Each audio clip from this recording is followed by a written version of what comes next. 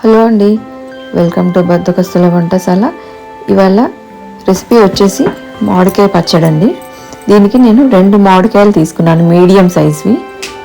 ఇవి చిన్న ముక్కలుగా కట్ చేసి పెట్టేసుకుందాం. శుభ్రంగా ఫస్ట్ ఇవి కడిగానండి, కడిగేసి శుభ్రంగా తుడిచి తడి లేకుండా తుడిచేసి పెట్టేసుకుందాం. తర్వాత చిన్న ముక్కలుగా తరుక్కుందాం. మరీ చిన్నవని కాదండి, మామూలు సైజు, కొంచెం మనం ఆవకాయకి పెట్టే సైజు తరుక్కుంటే సరిపోతుంది.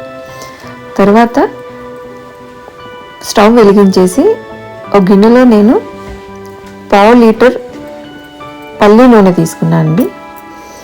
అది వేడెక్కేదాకా స్టవ్ మీద పెట్టి వేడి చేద్దాం.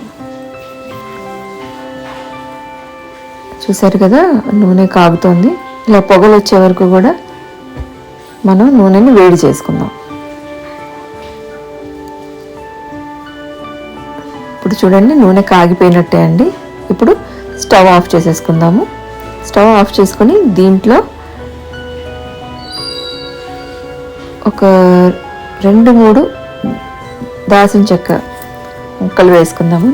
తర్వాత ఒక 4 నుంచి 5 వరకు లవంగాలు వేసుకుందాం.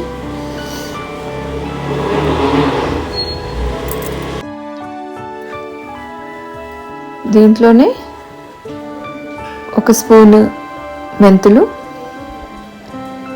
1 స్పూన్ ఆవాలు,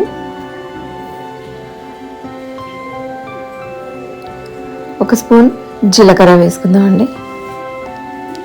ఇప్పుడు స్టవ్ ఆఫ్ చేశాక ఇది వేసుకోవాలండి, ముందే వేసుకుంటే మాడిపోతాయి.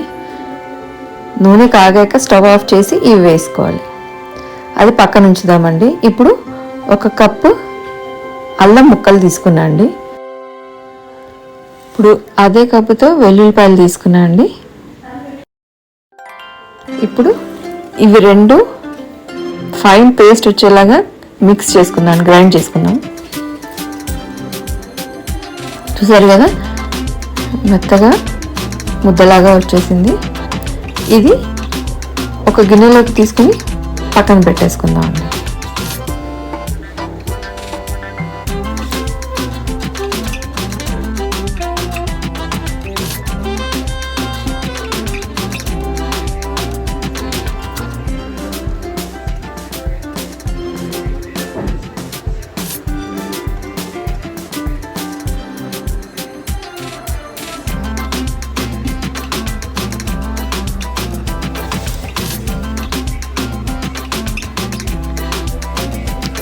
ఇప్పుడు ఆ నూనె పూర్తిగా చల్లారిందండి. కొంచెం కూడా గోరువెచ్చగా కూడా ఉండకూడదు, పూర్తిగా చల్లారనివ్వాలి. ఆ నూనెలో ఇప్పుడు మనం ఫైన్గా పేస్ట్ చేసుకున్న అల్లం వెల్లుల్లి పేస్ట్ వేసేసుకుందాం దాంట్లో.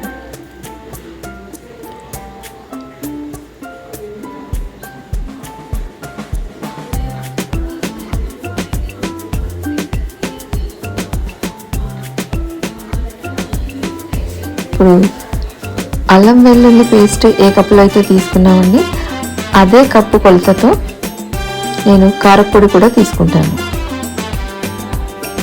సరే కదా, అదే కప్పుతో కారపొడి తీసుకుని దాంట్లో వేసేసుకుందాం.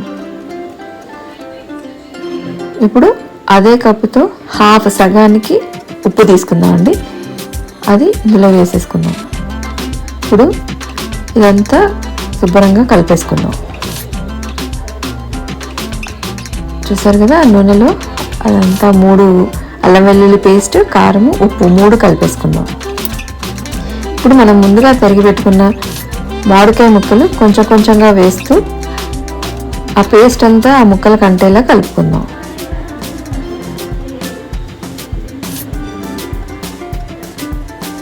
చూసారు కదా, ఆ పేస్ట్ ఆ ముక్కలకి శుభ్రంగా అంటుకుందండి.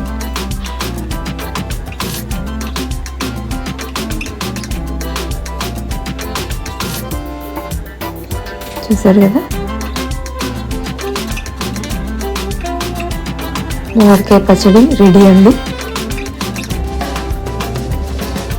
ఇది కొంచెం ఊరాక ఇంకా కొంచెం ఊటలాగా వస్తుంది. థ్యాంక్ యూ అండి.